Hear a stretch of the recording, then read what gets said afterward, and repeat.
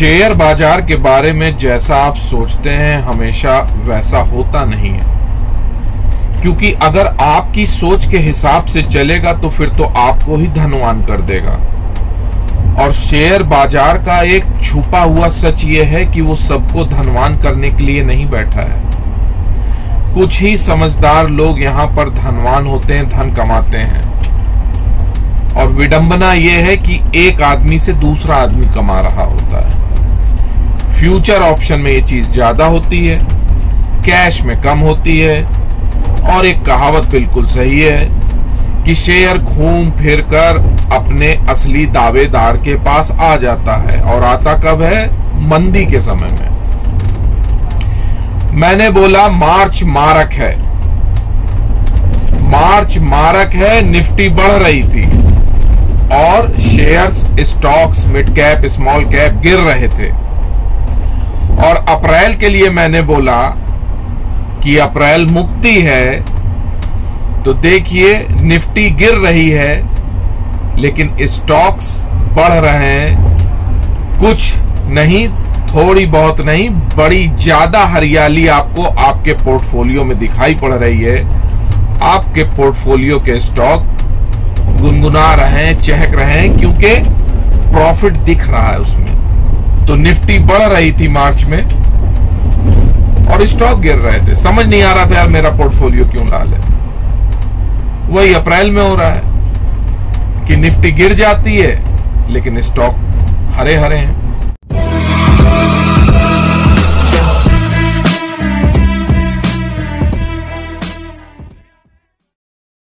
एक चीज और है, चाहे बाजार की गिरावट हो या बाजार में तेजी हो, जब आपकी पोजीशन अच्छी खासी बनी होती है, अच्छा खासा पैसा शेयर मार्केट में लगा होता है, तो दिमाग नहीं काम करता। उस दिन भी मार्च की गिरावट में डरे हुए थे हम, दिमाग काम नहीं कर रहा था, सन्नपात हो गया था शरीर को, बुद्धि कुंद हो गई थी और अंगुलियां सुन्न पड़ गई थी कि कौन सा शेयर खरीदें और कौन सा ना खरीदें।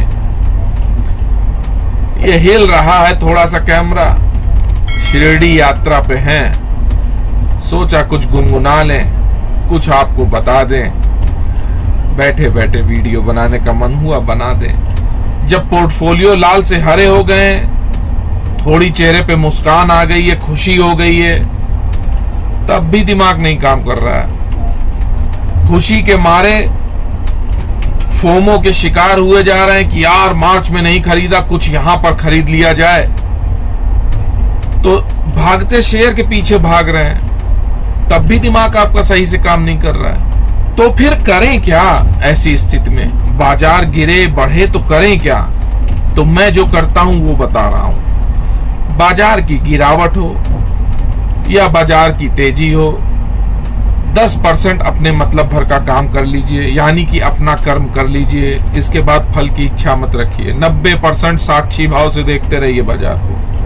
बहुत ज्यादा पढ़ाई लिखाई की जरूरत नहीं है। जो लोग बहुत ज्यादा पढ़ाई करके पैसा कमाने के चक्कर में रहते हैं वो शायद नहीं कमा पाते। लक्ष्मी का वाहन उल्लू होता है, बहुत ज्यादा ज्ञानी नहीं होता। मैंने शेयर मार्केट में ऐसे बहुत से लोग देखे हैं जो कम ज्ञान के बावजूद भी अच्छा पैसा कमाते हैं। उनकी सामने जो बड़े पढ़े लिखे रिसर्चर होते हैं वो पैसा नहीं कमा पाते, क्योंकि वो बाल की खाल ज्यादा निकालते हैं।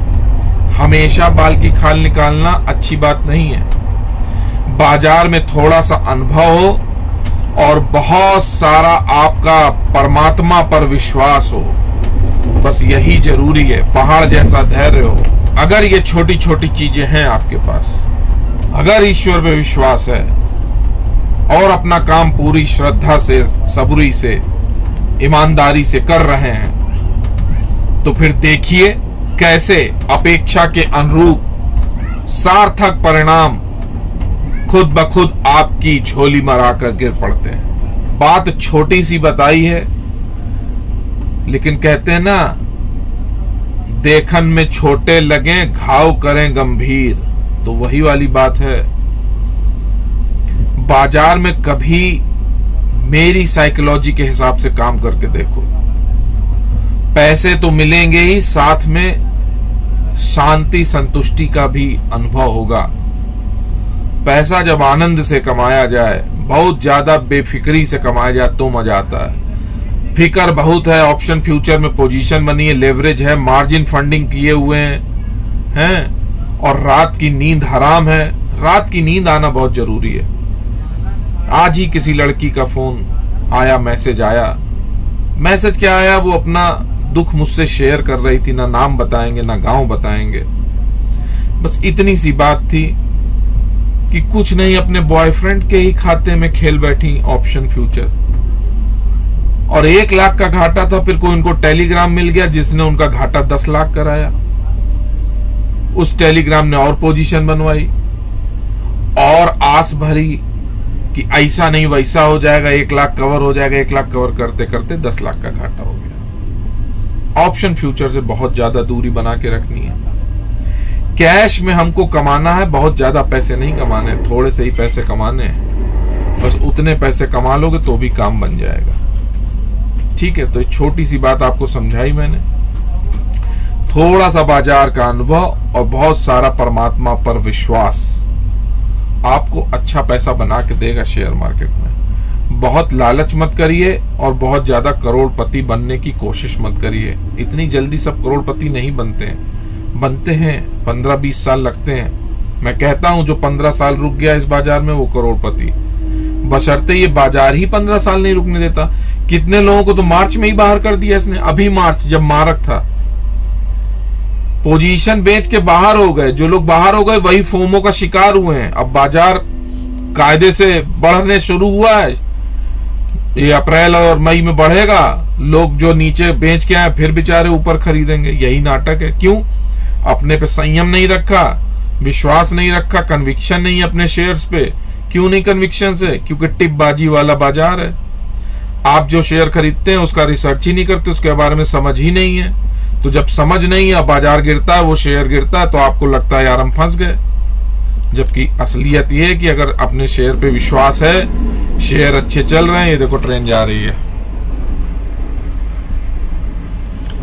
तो अगर विश्वास है आपको तो आप शेयर बेचोगे ही नहीं गिरावट पे और अच्छा प्रॉफिट होगा। जितने पीएसयू सेक्टर के शेयर गिरे थे रेलवे के, वो फिर बढ़ गए।